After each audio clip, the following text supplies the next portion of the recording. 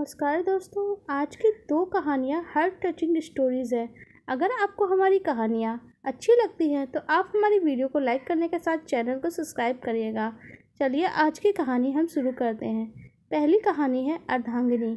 Lieutenant colonel की नई नवेली पत्नी सीमा ने जैसे ही पति के पार्थिव शरीर को झंडे में लिपटे हुए देखा, वह जोर जोर से फपक पड़ी। अपने दिवंगत पति के माथे को चूमकर वो बहुत रोई, इतना रोई कि नाक और आँख सिंदूर की तरह लाल हो गए, परंतु उसके माथे की लाली गायब थी। दोनों की शादी को मात्र 6 महीने ही हुए थे। खेलने खाने की उम्र में ही सीमा विधवा हो गई। अब ना तो उसके जीवन में कोई रंग रहा, ना ही रस। उसे लगा जीना ही बेकार है। आखिर करे तो क्या करे। इसी ऊहापोह में वह कई महीनों तक मर मर के जी रही थी। अचानक एक दिन वॉशरूम के लगे आईने ने उसे धिक्कारते हुए कहा, अपनी सूरत तो देख, 25 वर्ष की है और 40 की लगती है। आंखों के पास झुर्रियाँ और बाल सफ़ेद दिख रहे हैं। पढ़ी लिखी होकर अपना ये हाल बना लिया। सुनकर वह धक्सी रह गई। तुरंत कमरे में जाकर पति की तस्वीर को गले से लगाया और घंटों तक अपने दुखों को आंसुओं के सैलाब से धोती रही। एकाएक उसके मन से काला सघन बादल छट गया। सुनहरी धूप निकल आई। सीमा के उज्जवल जीवन में फिर से बाहर आ गई। आत्मविश्वास से भरे लहजे में उसने पति की तस्वीर से कहा, प्रिय, आपसे वादा करती हूँ कि इस तरह से रोकर अपना जीवन बर्बाद नहीं करूँगी। आपकी तरह मैं भी देश के लिए शहीद हो जाना चाहती हूँ। आखिर आपकी अर्धांगिनी जो हूँ। वह तैयार होकर सेना में भर्ती के लिए आवेदन निकालने के लिए जाने लगी। जाते समय अपना चेहरा आईने में फिर से देखा। इस बार आईना मुस्कुरा के उसे जय जवान कह रहा था। अब चलते हैं हम दूसरी कहानी की ओर।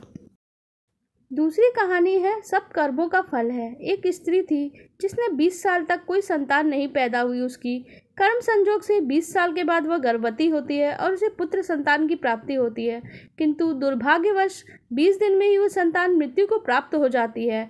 वह स्त्री हद से ज़्यादा रोती है और उस मृत बच्चे का शव लेकर एक सिद्ध महात्मा के पास जाती है। महात्मा से रो रो के कहने लगी, मुझे एक बार मेरा बच्चा बस जीवित करके दे दीजिए, मात्र एक बार। मैं उसके मुख से माँ शब्द सुनना चाहती हूँ। स्त्री के बहुत जिद करने पर महात्मा ने 2 मिनट के लिए उस बच्चे की आत्मा को बुलाया। तब तक स्त्री ने उस आत्मा से कहा, तुम मुझे छोड़ के क्यों चले गए? मैं तुमसे बस एक बार माँ शब्द सुनना चाहती हूँ।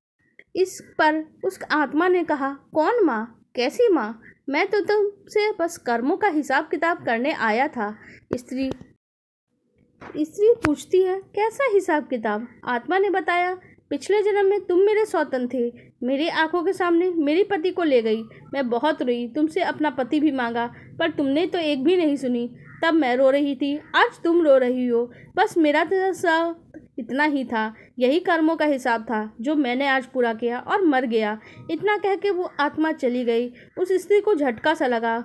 उसने महात्मा को देखा। महात्मा ने समझाया, देखो, मैंने कहा था ना, ये सब रिश्तेदार, माँ पिता भाई बहन सब कर्मों के कारण जुड़े हैं। हम कर्मों का हिसाब करने ही आए हैं, इसलिए बस अच्छे कर्म करो ताकि हमें अपने कर्मों को बाद में भुगतना ना पड़े। वह स्त्री समझ गई और अपने घर लौट गई।